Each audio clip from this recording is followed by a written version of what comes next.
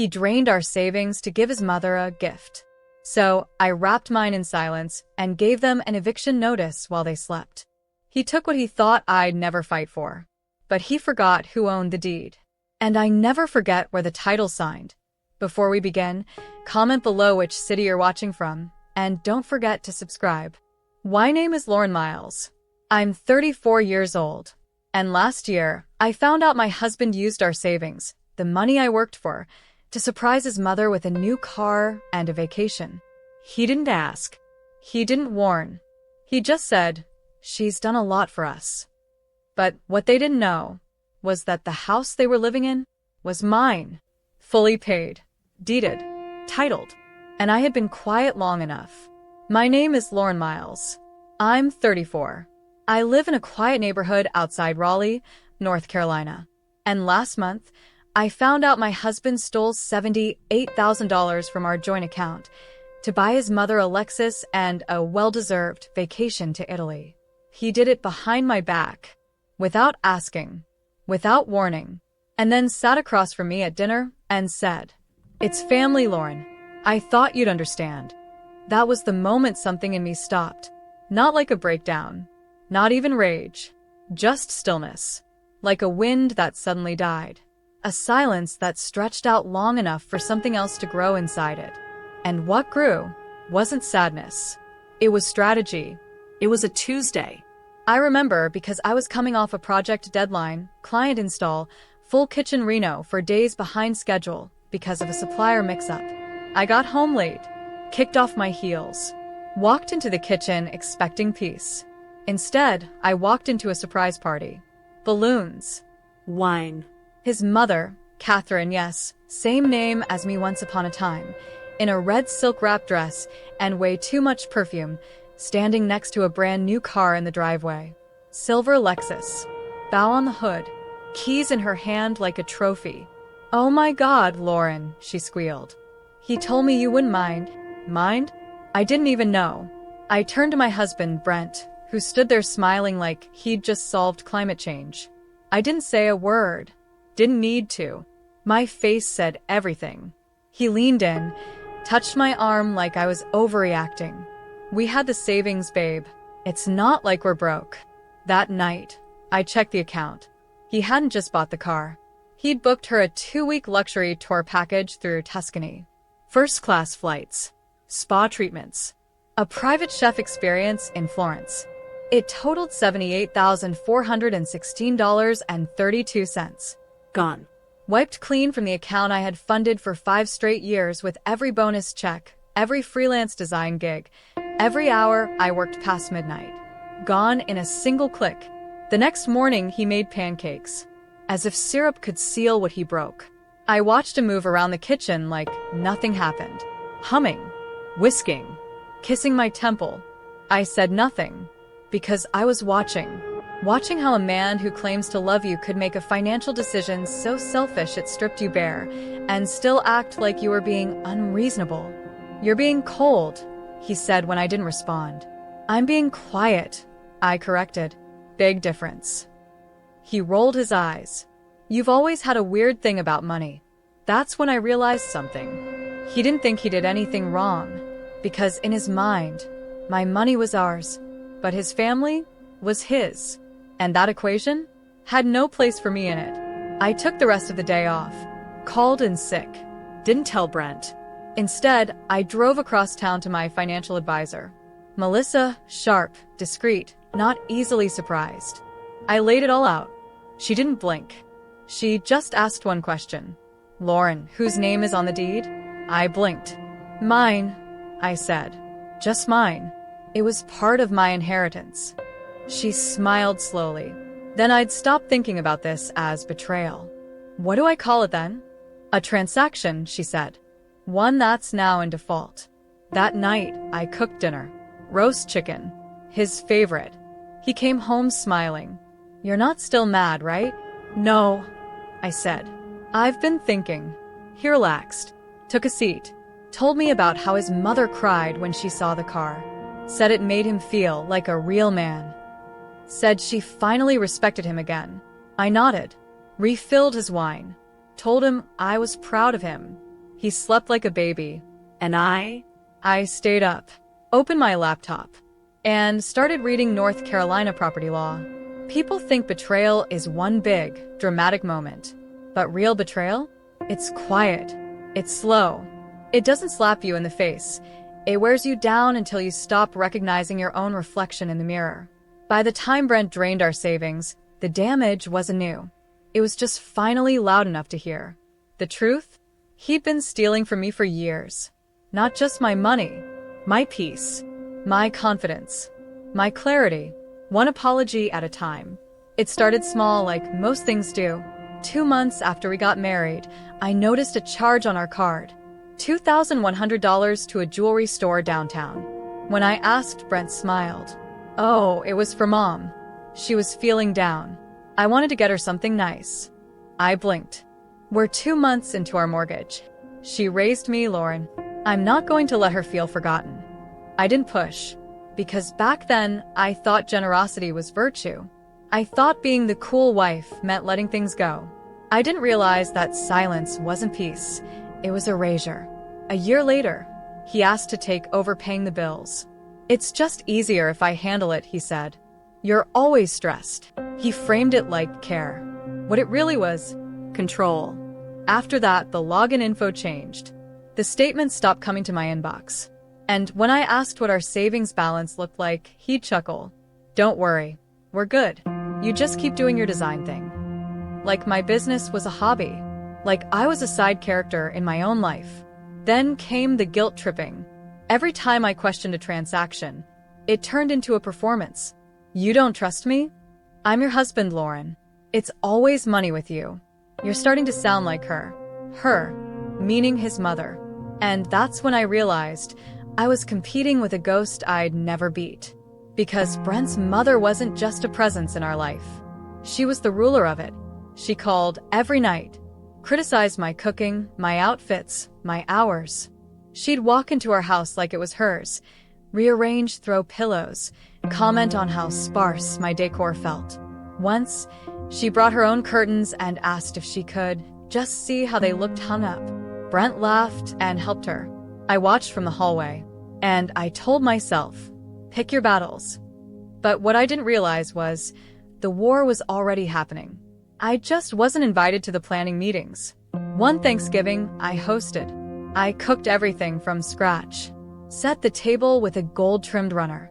Even placed handwritten names on place cards. Brent's mother walked in, looked at the turkey, and said, "Oh, you're doing it your way." Then she turned to Brent and added, "Don't worry, sweetheart. I'll make a real dinner when you visit next week." I was 3 feet away. He said nothing. Later that night, I told him it bothered me. He rolled his eyes. "Why do you always need to be the victim?" I stared at him. "I'm not asking you to defend me." "Good," he said, "because she's never going to like you the way you want her to." He said it like it was my fault. Like her approval was something I'd failed to earn, not something she refused to give. The financial red flags got worse.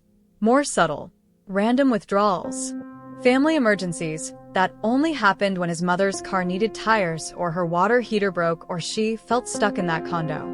I'd suggest a budget. He'd call me stingy. I'd mention saving for a bigger office space. He'd say, "You're obsessed with control." I even offered to hire a financial planner. He laughed. "No one's going to tell me how to love my mom." But it wasn't love. It was debt disguised as devotion. And I wasn't his wife anymore. I was the ATM he didn't have to thank. The worst moment, the one that should have snapped me awake, happened on our 3rd anniversary. I had been saving for a weekend trip to Asheville. Boutique cabin, wine tastings, a spa day. He knew. I booked the Airbnb, picked the dates, and even arranged for a dog sitter. 2 days before we were supposed to leave, he came home with a bag in his hand. It was a designer scarf. For his mother. "She's been sad lately," he said. "Figured we'd visit her instead. Family first, right?" I stood there, still holding the Airbnb confirmation in my hand. "You knew about the trip." "Yeah, but she needs us more." Us? There was no us in that equation. Just her. And him. And me, the one always expected to understand. And I did. For a long time, I understood everything. Until I stopped. Until the night he gave her my savings. Until the night she thanked him with a kiss on the cheek and not even a glance in my direction. Until that night, I was still making excuses. But after that, I made plans. That week, I dug up everything. Property records, the inheritance paperwork, the joint account setup, the permissions he'd signed, including the one that clearly stated no transfers over $5,000 were allowed without both parties' signatures. He'd forged mine, sloppily, and that was legal gold. I took screenshots, printed copies, had my lawyer notarize every last document, and I created a folder on my desktop. Operation Sleepwalk. Because if they were going to take everything from me while smiling, then I would take everything back while they slept. Grief makes you cry. Betrayal makes you quiet. But discovery? Discovery makes you dangerous. By the end of that week, I had stopped thinking like a wife. I was thinking like an architect. Because if they were going to treat me like furniture in a home I paid for, then it was time to remind them what happens when the foundation decides to shake. And the first crack was already there. They just never looked down. It started with a letter. One of those plain, cream-colored envelopes from the county recorder's office, still sealed in a drawer from years ago. I pulled it out, slid it open, and there it was in black and white. Title holder, Lauren Miles. Property address, for 11 Sandstone Avenue. Mortgage holder, not applicable. Status, paid in full. Transfer date, March 6th, 2018. My name, only my name. I stared at the paper like it was a map out of a maze I'd been trapped in for 5 years. Because when my grandmother passed, she left me her estate. 3 properties. 2 were sold. The third, the house Brent and I moved into right after the wedding. I had never added his name to the deed. Not out of caution. Just time. We meant to, but I got busy. And when I brought it up once, he waved it off. Doesn't matter. It's ours. No. It wasn't. It never was. My heart didn't race. My hands didn't shake. Because this wasn't adrenaline. This was confirmation. And the moment I held that title in my hand, the one they thought was buried in some vault of forgetfulness, I realized something terrifying. They'd built their arrogance on the assumption that I'd stay polite. And now, I was about to show them what well-mannered revenge looks like. I called my attorney. Melissa answered immediately. Tell me, I said, can I legally remove occupants from a property if they're not on the title, not paying rent, and have no lease? She paused. Are they squatters? No, I said. They're relatives. Another pause. Then, even better. I told her everything. The money, the forged signature, the surprise Lexus, the Italian fantasy. Melissa was quiet for a moment. Then, you want to hit back, but clean. Exactly. Then we'll do it right. No screaming, no threats, just the law. I smiled for the first time in days. Good. Because I want to take the house back without lifting my voice. That night, I came home with wine, played music, smiled at Catherine when she said, "You've been so good lately, dear. I was starting to worry you'd act like your mother." Brent laughed. I didn't. I just poured her a second glass and said, "You're welcome to stay as long as you like." She smiled, smug and full. Brent leaned back, proud. Neither of them noticed the way I slid the folder full of property documents back into my purse. They were too busy toasting each other. They were too distracted to notice I was already planning their checkout time. The next morning, I visited the county clerk's office. Filed a notice of ownership assertion, a formal declaration used to preempt property disputes, just in case Brent tried to contest anything once the locks changed. Then, with Melissa's help, I filed a civil affidavit of financial misconduct, attaching a copy of the forged transfer and the withdrawal logs. And then I did something no woman's ever proud to do, but every smart one should learn to. I went to the bank and froze every joint account.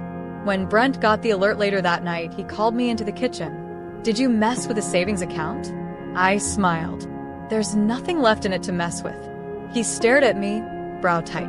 What are you doing? I didn't answer. Instead, I handed him a form. It was a notice of occupancy reassignment, a gentle legal prelude to formal eviction. You can keep living here for 7 more days, I said. After that, you and your mother will need to make new arrangements. He stared at the page like it was written in another language. This is a joke. No, I said.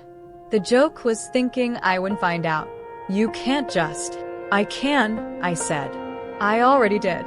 You're my wife. And that house, I said, slowly, clearly, like I was teaching him something, is not your inheritance. This is insane. No. What's insane is assuming I'd never check whose name was on the title. He stormed out. Catherine texted me from the guest room. You should be ashamed. Family comes first. I didn't reply, because family does come first, and it's exactly why I was choosing to be my own. That weekend, I booked a locksmith. I called the utility companies. I changed every access point: gas, electric, water, Wi-Fi. I filed a change of address for the joint bills, unlinked my credit from every shared account, filed a restraining request to block future access to my business credit line. They noticed nothing, because they weren't watching me anymore. They were watching TV, eating off plates I bought, sitting on furniture I selected, sleeping under a roof I alone legally owned. But that roof was about to be theirs no longer, because revenge doesn't need noise. Sometimes it knocks quietly, with a new key, while they sleep, and I was ready to turn it. The thing about revenge is, if they see it coming, you're doing it wrong. I had no interest in warning shots. What I wanted, what I planned, was a clean, quiet takedown. No drama, no arguments, just displacement. And the beauty of it? They handed me every tool I needed. It was Sunday morning. Brent and Catherine were still asleep. He'd been up late drinking wine, watching poker replays on his tablet. She had passed out after a long bath and 2 Ambien. I knew, because I found the empty foil on the counter. I stood in the hallway and looked at the 2 closed bedroom doors. It wasn't anger I felt. Not anymore. It was certainty. Certainty that I no longer belonged in this dynamic. And certainty that they no longer belonged in my house.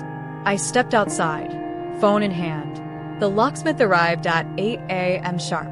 He was younger than I expected. Friendly. Didn't ask questions. You moving out? No, I said. They are. He didn't blink. Just got to work. Front door. Back door. Garage panel. Side gate latch. By 9:15, every lock had been changed. At 10 o'clock, I canceled the utility bills. I'd already filed legal notice, so I wasn't required to give further explanation. Electric, gas, and water were all in my name. So was the trash service. So was Wi-Fi. Would you like this forwarded to a new tenant? The representative asked. No, I said. There won't be one. Next, I contacted the security company, reset the access code, changed the emergency contacts, enabled smart lock monitoring. Then I did the final thing. I set up 2 Ring cameras, one at the porch and one inside the hallway near the bedrooms, because I wasn't just removing them. I was recording how they reacted when they realized they no longer had a place to hide. I walked into the kitchen, made coffee, and waited. At 11:04 a.m., Catherine shuffled in, silk robe, hair disheveled, blinking against the light. Good morning, she mumbled. Is it? She looked up, confused. Where's the TV? I didn't respond, because the smart TV, the Bluetooth speakers, and the Apple HomePod were all unplugged and boxed. I'd packed them while they slept, along with my heirloom dishes, the framed wedding photos which I tossed, every piece of art I had purchased with my design money, and anything that bore my name or fingerprint. Brent came down 10 minutes later. He stopped when he saw the boxes by the door. What's going on? You've been served, I said, handing him an envelope. Inside, a notice to vacate. 48 hours. Legally enforceable. Filed under North Carolina Civil Code, citing unauthorized occupancy. He flipped through the pages like he was searching for a loophole. You can't do this. You did it first. This is my home. I stepped forward. No, Brent. This is my property. You spent our savings on a birthday stunt and thought I'd just keep smiling. He scoffed. You said she could stay. I lied. Catherine came in just as his voice rose. What the hell is this? I handed her a second envelope. Same notice. Different name. She read it. Flinched. You're kicking out your husband's mother? Do you know how heartless you sound? No, I said calmly. I know exactly how invisible you made me feel. She sputtered. I raised him, and now, I said, stepping back, you can raise him somewhere else. They tried everything. Catherine cried. Brent yelled. Called me cold. Called me cruel. Even tried to flip the narrative. You're being irrational. This isn't love. And I agreed. It's not love. It's real estate. And real estate has terms. You broke them. That evening, I took my overnight bag and went to a hotel. Not because I was scared, but because I wanted them to stew in their entitlement, in the silence, in the absence of electricity, Wi-Fi, and the woman who made that house a home. The next morning, I checked the cameras. They were still there, arguing. He called his lawyer, but they confirmed no lease, no legal claim, no recourse. She called her sister, I assume for sympathy. None came. And I went to brunch, ordered bottomless mimosas, and scheduled a moving company for Wednesday at noon. On the morning of the eviction, I arrived 10 minutes early. Brent met me at the door. His face was tired, hair greasy, eyes hollow. You're really doing this? Yes.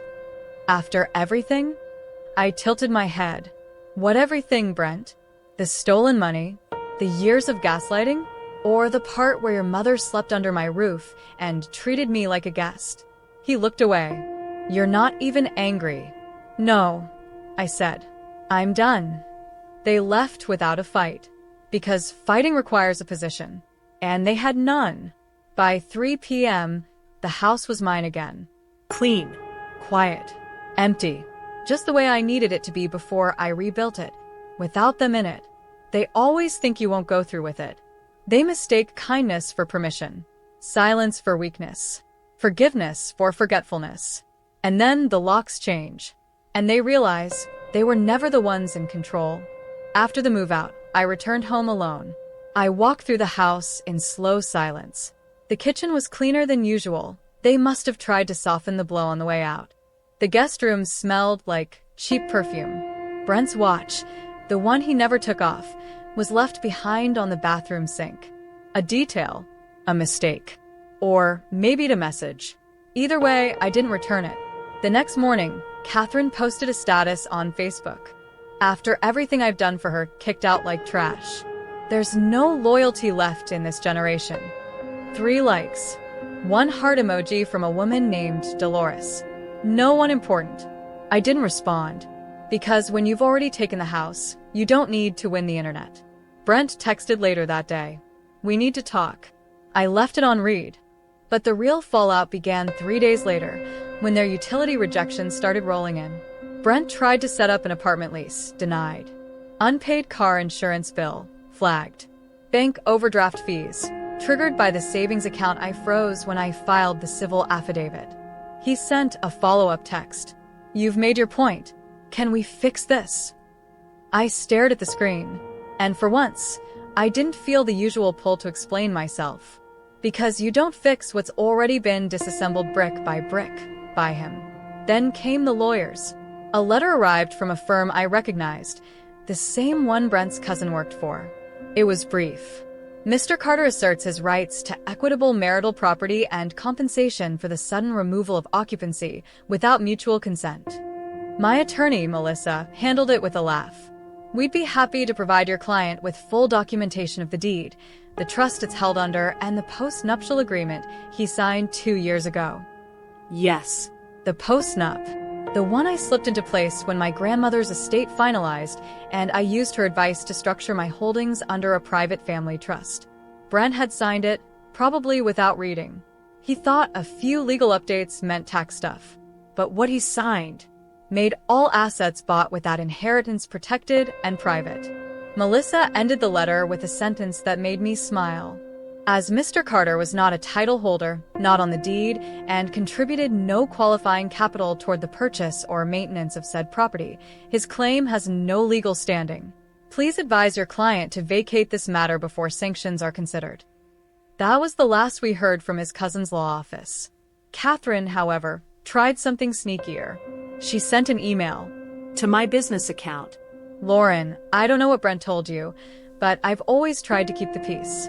I never meant for things to get between us. I know you have the house now, and that's fine, but I hope you'll consider reimbursing me for the Lexus. It was for family. I read it twice. Then I clicked forward.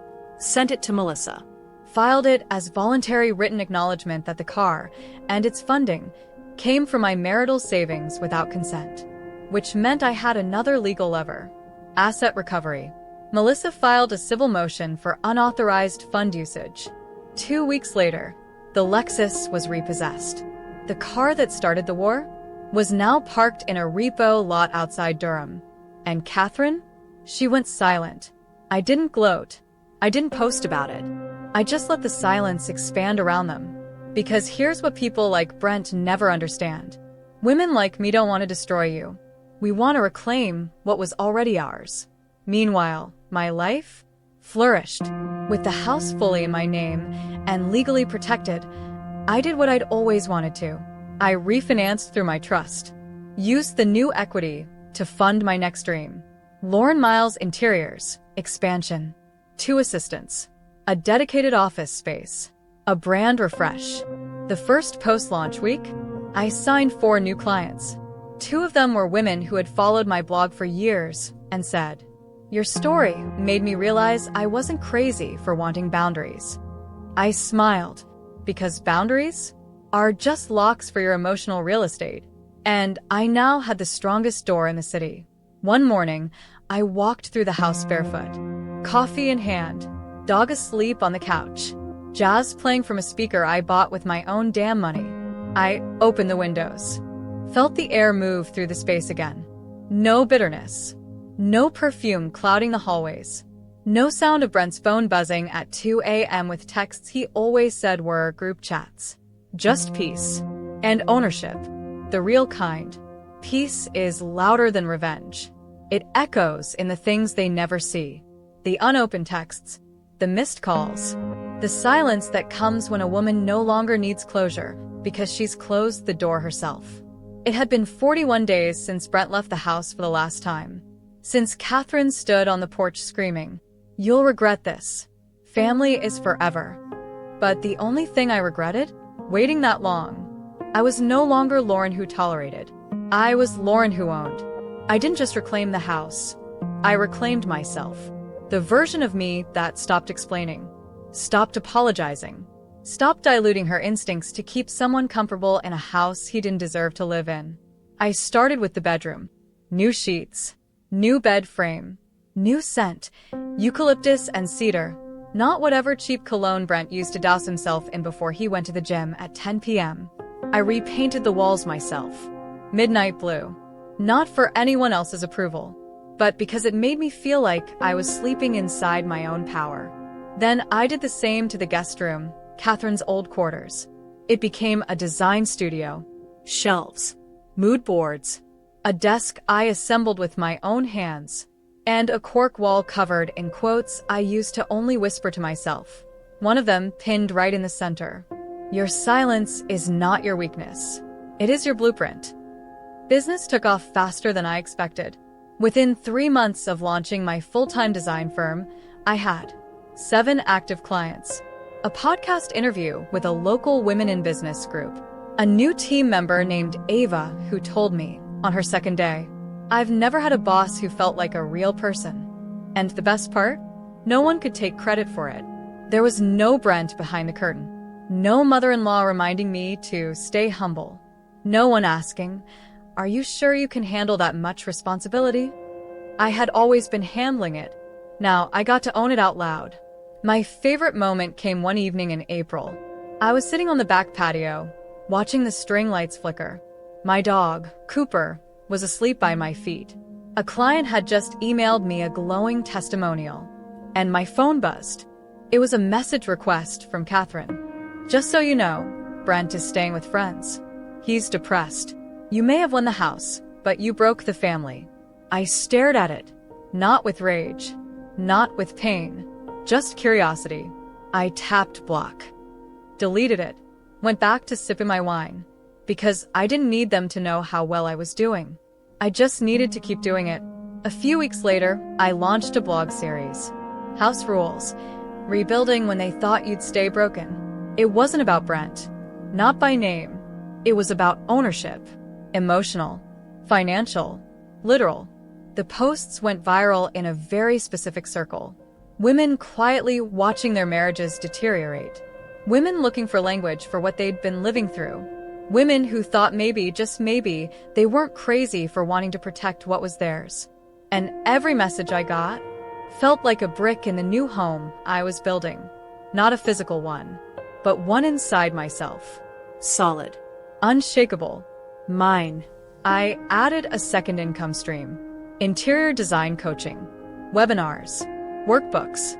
My inbox filled with testimonials. One woman wrote, "I was afraid to leave my fiancé. But then I remembered. Lauren didn't ask for permission. She changed the locks." Another said, "I moved out today. It's not my house anymore, but I took back my voice."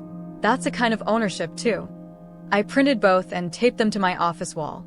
Because legacy isn't in headlines. It's in impact. And mine was just getting started. One afternoon, I ran into Brent's sister at the grocery store. She paused, looked me up and down. "You look different." I smiled. "It's peace. It changes your posture." She blinked.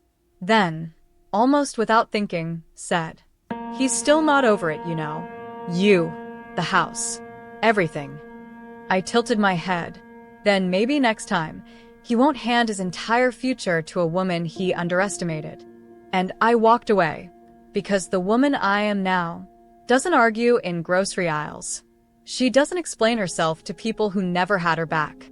She doesn't shrink to make anyone feel bigger. She owns her space. Closure doesn't come with revenge. It comes when you stop waiting for them to make it right and start building right over them. It's been 9 months since I changed the locks. 7 since the Lexus was repossessed. 6 since Brent tried to file for shared equity and walked out of court with nothing but a lecture. 3 since Catherine went silent on every platform. And 1 since I sat on a panel called Women Who Built Back Without Burning Down. I almost laughed when they asked me to speak. Do you consider yourself a survivor? No. I'm not a survivor. I'm a strategist. I didn't escape. I designed my exit. These days, mornings look different. I wake up when I want. Stretch under Egyptian cotton sheets I bought with my name on the invoice. Play soft jazz in the kitchen as I make my pour-over coffee. My dog, Cooper, follows me around like we're in a quiet indie movie. I wear linen robes now. Silence doesn't feel scary anymore. It feels earned. My business has tripled. Clients across 3 states. A waitlist 6 weeks deep. A podcast in the works. And a monthly masterclass where I teach women how to protect their physical, emotional, and financial space. The first slide of every presentation? This house is mine, because I remembered who paid for the bricks. Sometimes people ask if I ever hear from Brent. I don't. Not directly. But friends of friends say he moved back in with a cousin. Tried launching a tech startup with someone from his college days. It fizzled after 6 months. His mother filed for early retirement. No one knows what she's living off of now. Certainly not my savings. I never responded to her last message. The one where she said, "You should have had more grace." A family woman knows how to forgive. But here's what I wish I'd said. A real family woman doesn't steal from her own future to fund someone else's ego. Sometimes I walk around the house at night, lights low, tea in hand, just letting my fingers trail along the walls I once thought would close in on me. Now, they feel like a fortress. Not because I keep people out, but because I finally know who gets to stay. There's a small frame above my desk now. Not a photo, a quote. It says, "You can take the silence, the sleep, the savings, but if you forget who holds the deed, don't be surprised when she takes the house." Every woman who visits my home office reads it. They always pause. Some tear up, because they know it's not about property. It's about agency. No, I'm not bitter. I'm clear. I'm not vengeful. I'm free. And I don't miss Brent. I don't wish Catherine well. I don't dream of what could have been. Because I'm living what should have been mine all along. And they were simply temporary tenants in a home I was always meant to own. So what now? Now I grow. Now I give. Now I walk through the world like a woman with keys in her hand, not just to a house, but to every single door they thought I'd never open without them. I don't raise my voice. I don't waste my time. I don't knock, because I don't need permission anymore. I already have the title, and the next chapter is mine to write, alone, Strong. uninterrupted. And home.